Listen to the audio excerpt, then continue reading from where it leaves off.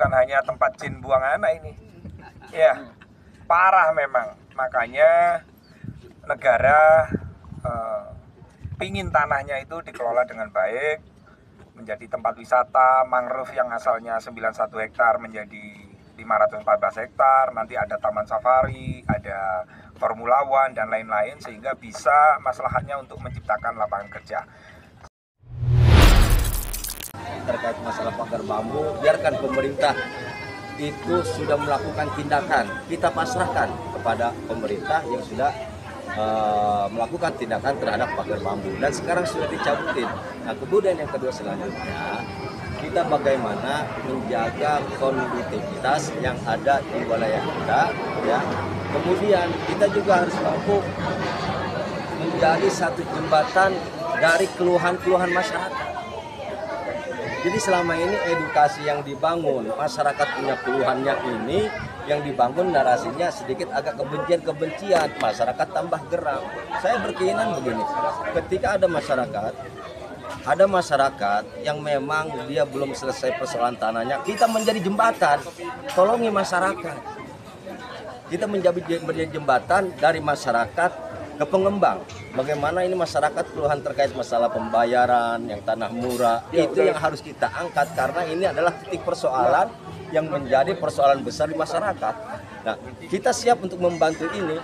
Umpama nih teman-teman dari tokoh ulama ada terkendala saudaranya, laporkan aja kepada kita. Insya Allah akan kita layani. Dan kemarin saya juga di Tegal Kunir, alhamdulillah itu kira-kira 4.000 meter ya. Alhamdulillah sudah ada titik temu, ternyata ada satu surat yang harus diselesaikan. Kalau surat ini selesai, insya Allah akan segera dilunasi. Itu persoalan itu sebetulnya masyarakat. Tapi yang diangkat apa? Kebenciannya, sehingga masyarakat geram. Dan kita sebagai tokoh menghimbau, masyarakat harus tetap tenang. Tokoh-tokoh ulama sedang mengupayakan apa yang menjadi kesulitan masyarakat.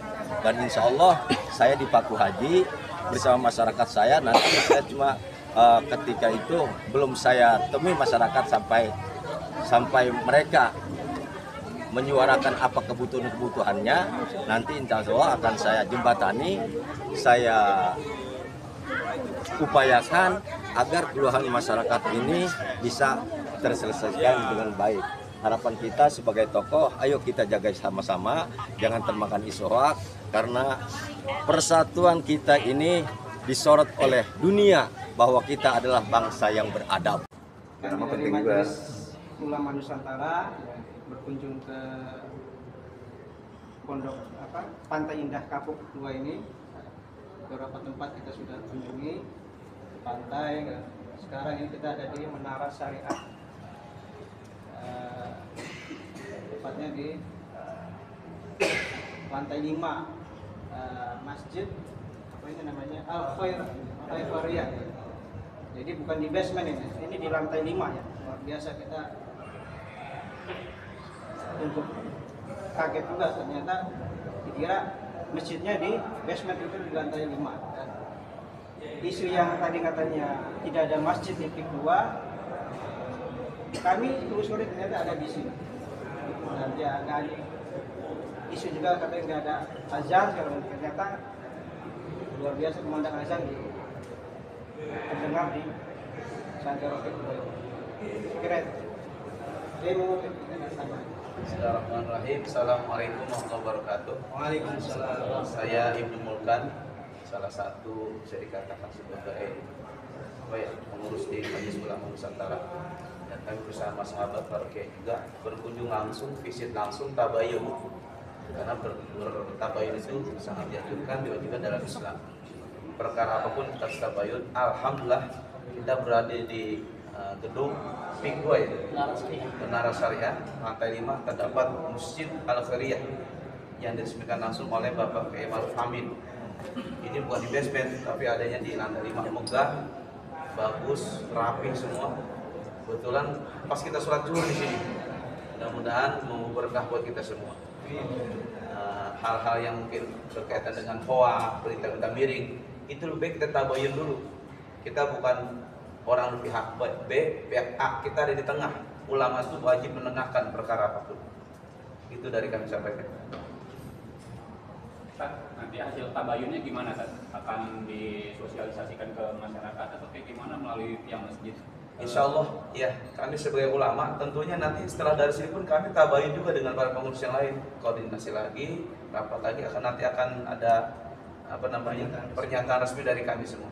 Karena ini masalah sangat sensitif. Negara kita bukan kita harus tambah panas, tambah kompor, tambah penyebab provokator. Kita harus ademin biar rukun, biar damai, maju untuk semua, berkah buat semua, sejuk untuk semua. Begitu kira-kira. Cukup?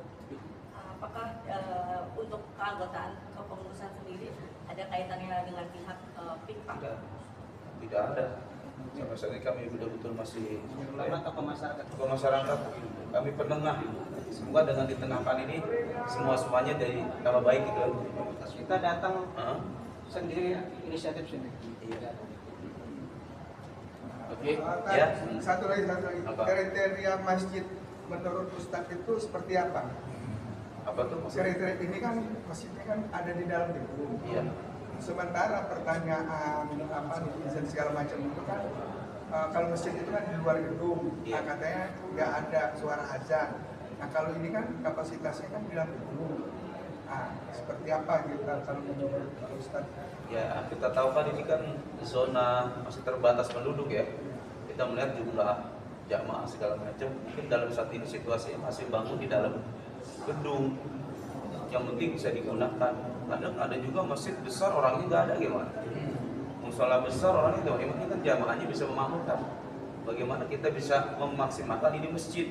Kita semua muslim, ayo kita gunakan masjid ini dengan sebaik-baiknya. Saya rasa bukan mencari kekurangan ya, tapi terus berjuang cari sisi positifnya. Gitu kan kira-kira? Terus sebagai Pak Kiai ini hubungannya apa nih dengan PIK, dengan masjid? Nah itu bagaimana nih? Kok bisa nyambung dalam arti kata? Apakah jadi komisaris atau apa? Coba tolong terangkan. Dari awal kami jelaskan, kami datang kami tabayun, panggilan dan hati nurani. Sebagai pendakwah, jiwa kami itu aslinya pendakwah. Jangan masalah yang lalu dan masalah akan datang, ulama harus tampil di situ. Kejadian kalau melibatkan negara, melibatkan umat, ulama harus tampil. Bukannya terima perintah sempal-sempalan yang kurang jelas. Kita datang kemari, kita diterima dengan baik, dan kita juga baik. 5 visi, tabayun baik, semua ruang kita lihat. Kan lebih tahu. Jangan katanya, itu kita lihat langsung. Itu kan Karena aja. banyak netizen yang mengatakan Nah, itu. sama kepada dapat kue atau apa, dapat jatah atau peti atau bagaimana. Nah itu kan kadang seperti itu. Ya mereka punya cara macam-macam, kita juga harus punya cara. Ya. Iya. Orang tidak baik ada cara, kita orang merasa kita sebagai kami tidak ada hubungan apa-apa. Iya. Kita di pribadi aja terpanggil sebagai pendai, mubalik, pada kayak datang, tabayun. Kayak kemanusiaan. Iya kemanusiaan. Yai, Iya, Al-Qaryah, Masjid Al-Qaryah, Masjid Kebaikan. iya. Nah kira-kira kebaikan apa yang akan muncul dari masjid yang ada di dalam gedung yang katakanlah sangat representatif ini? Al-Khairiyah artinya kebaikan. Masjid ini udah baik, lebih baik lagi dimakmurkan oleh orang-orang yang baik juga. Jangan namanya khairiyah tapi dalamnya sepi, nggak ada kegiatan. Bukan hanya sholat, masjid ini manfaat ekonominya. Barangkali di sini bisa cek kesehatan segala macam. Yang penting memakmurkan masjidnya itu baik sesuai dengan nama Al-Khairiyah. Sampai kapan begitu? Maaf Ustaz, Iya. mau nanya, untuk suara azan sendiri apakah terdengar keluar atau hanya di dalam lingkup gedung ini aja? Nah ini banyak kiai juga bisa tanya, udah dengar suaranya? Ya, gimana? Terdengar? Langsung ini banyak sini nyaksi. Oke. Ada lagi? Cukup ya? Ya cukup. Ya kami juga ya. Oh iya, pesan-pesannya. Artinya Pesan-pesannya. saya ini kan orang bebas juga para ulama ya, tidak ada kaitan apa bos dengan yang ada di sini, yang bangun, yang segala macam. Kami murni dari sendiri, tidak ada apa namanya unsur kaitan, nggak ada. Yang jelas segala kritik saran dari PIK harus terima juga dari masyarakat. Pihak PIK harus terima saran, masukan ini dari masyarakat sekitar. Tapi Kalau maaf, baik mendapat- yang lanjutkan. Maaf, mendapat imbalan apa dari PIK istilahnya? Saya Iya. enggak dibilang apa-apa, kita tulis di lain tangan. Makasih ya. Ustaz, Iya. pertanyaan, apa pesan yang disampaikan dalam kunjungan ini? Dan harapan Oh, pesannya segala sesuatu kita harus bertabayun. Dari hal kecil sampai besar kita bertabayun, dan kita sebagai pihak pengelola harus terima kritik, saran dan sebagainya demi kemajuan. Kritik harus ada solusi. Inovasi jalan terus untuk kemajuan bersama. Di sana. Monggo untuk jenengan. Apa ini? Nah, saya ingin membacakan terima kasih kepada yang terhormat kiai-kiai yang tergabung dalam Majelis Ulama Nusantara. Jadi Masjid Agung PIK 2, teman-teman jangan nyuting ke saya. Nah ini, nyuting sini Mas. Nah, nanti itu masjidnya terapung di danau yang kelihatan itu. Kapasitasnya 5.000 jamaah. 7.000 luas gedung masjid di lahan 1,5 hektar, tapi lahan parkirnya mencapai luas total keseluruhan 4,3 hektar. Oh, di mana lokasinya tanahnya? Daerah sini ya? Daerah sini ya? Tadi ada tulisannya. Masih Agung, daerah sini sekitar tulisannya tadi, tapi bangunannya 7.000 kan. Oh iya, oh Kalau siap. danaunya tetap danau, kita masjidnya nggak terapung di darat. Oh siap. 1,5 hektar. Bangunannya 7.000, kapasitasnya 5.000. Oh, ya saya ulang lagi ya, Masjid Agung PIK 2 5.000 kapasitas jamaah, 7.000 luas gedung masjidnya di lahan 1,5 hektar. Mungkin inilah Taman Bhinneka. Jadi kalau berbicara PIK itu hanya Cinaisasi, misalnya ada itu nggak benar juga. Jadi PIK itu betul-betul apa yang ada, apa yang diajarkan oleh Kiai Haji Abdul Rahman Wahid tentang toleransi, tentang keberagaman, tentang kemanusiaan, itu betul-betul ada di PIK 2. Tadi sudah di Menara Syariah juga, nanti kita menuju tanah PSN ya. Kayak apa tanah PSN, bentuknya kayak apa? Miliknya Kementerian Kehutanan. Nah ini tanahnya, monggo kameranya. Nah tuh lihat tuh banjirnya kayak begitu. Dan biaya tanah PSN ini 40 triliun. Siapa yang membiayai? Diserahkan sama PIK. Gitu loh. Jadi bukan dari pemerintah nanti membantu izin tata ruangnya, amdalnya, gitu. Nah ini nanti akan menyerap tenaga kerja hampir 7.800 tenaga kerja. Nah ini tanah PSN ya teman-teman media. Biar tahu tanah PSN seperti apa, yo iki dapure iku yo iki. Bentuknya tanah PSN ya ini. Ini yang dinamakan oleh Yai Said adalah Ihya'ul Mawad, tanah yang mangkrak, tanah yang terbengkalai. Monggo, Yai Kiki, silakan. Ayo, silakan. Bedakan antara ini, ya kita sudah jelas, ada batas pemisah, mana batas PIK 2, mana batas PSN. Kalau di sebelah sana batasnya beda dengan sini. Ini namanya proyek strategis nasional. Proyek strategis nasional itu pemerintah pusat. Ini urusan pemerintah pusat. Sebagai ulama kita harus mendukung program pemerintah, bukan beroposisi. Oposisi tugasnya masyarakat sipil, NGO. Ulama itu tugasnya adalah mendukung kebijakan pemerintah yang tentu memberikan maslahat. Pemerintah dipilih untuk memberikan maslahat. Pemerintah dikontrol oleh wakil rakyat. Ulama harus juga melihat ini dalam perspektif pembangunan untuk kepentingan bangsa dan negara, bukan untuk kepentingan segelintir orang. Kalau sudah masuk proyek strategis nasional, tentu di situ dikedepankan kepentingan bangsa dan negara. Maka dengan ini kunjungan para alim ulama untuk meneruskan memberikan pemahaman kepada banyak orang, mengedukasi kepada umatnya masing-masing, jamaah masing-masing agar bisa memahami bahwa kebijakan pemerintah adalah bagian daripada ulama yang harus juga mendukungnya. Ulama dan pemerintah jangan pernah dipisahkan.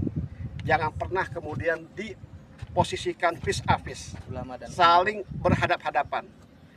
Ulama dan pemerintah, ya, umaro dan ulama, jika ada masalah duduk bersama, bukan kemudian berhadap-hadapan. untuk saling ya menang. Ya, untuk saling menang-menangan. Cari cara bagaimana jika ada persoalan diselesaikan dengan cara yang baik. Ya, bukan dengan cara kemudian saling ya untuk kemudian menang-menangan tadi kata Pak Kiai. Nah, ini dari saya. Mungkin Kiai bukan ada mau tambahan, silakan. Monggo Yai, gimana setelah melihat blok ini belum ada lagi. Ada 5 titik. Ini baru 1 titik. Terima kasih. Assalamualaikum warahmatullahi wabarakatuh. Ini salah satu yang perlu kita tabayunkan. Kita jelas ada fisiknya bahwa ulama itu menengahkan bertabayun, visit langsung ke lokasi proyek strategis nasional, bahwa kita datang kemari mendapat pencerahan yang baik dari pihak-pihak juga ada di sini, ulama juga ada, para media juga ada. Tolong media juga dengan baik memberitakannya, bijak dengan baik untuk menenteramkan umat, juga bantu media nih ya. Masya Allah, Masya Allah. Seperti itu yang kami harapkan, karena kita ini tugas kita masih banyak ke depan, perjuangan kita. Hal-hal hoak itu bukan mainan lagi, udah recehan begitu. Kita saatnya bangun umat, bangun masyarakat, dan junjung tinggi kebinekaan yang kita cinta ini. Saya rasa cukup gitu ya. Assalamualaikum warahmatullahi wabarakatuh.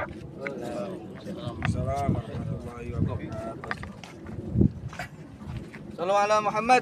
Terakhir. Halo, kawan-kawan media, saya mewakili dari manajemen PIK mengucapkan terima kasih kepada kiai-kiai kami yang hadir melihat langsung. Jadi tidak hanya melihat TikTok, YouTube, berita, tapi memastikan kayak apa sih tanah PSN itu. Nah, ternyata ya seperti ini tuh, lihat tuh. Bukan hanya tempat jin buang anak ini. Ya, parah memang. Makanya negara pingin tanahnya itu dikelola dengan baik, menjadi tempat wisata mangrove yang asalnya 91 hektar menjadi 514 hektar, nanti ada taman safari, ada Formula One dan lain-lain, sehingga bisa maslahatnya untuk menciptakan lapangan kerja. Sekali lagi dari manajemen PIK, terima kasih Yai. Semoga kami butuh nasihat, bimbingan, apapun yang ditanyakan, terutama kalau berkaitan isu perampasan, penggusuran, itu salah besar. Jadi di PSN itu tanahnya pemerintah, bukan tanahnya warga ya. Terima kasih ya teman-teman ya. Assalamualaikum warahmatullahi wabarakatuh.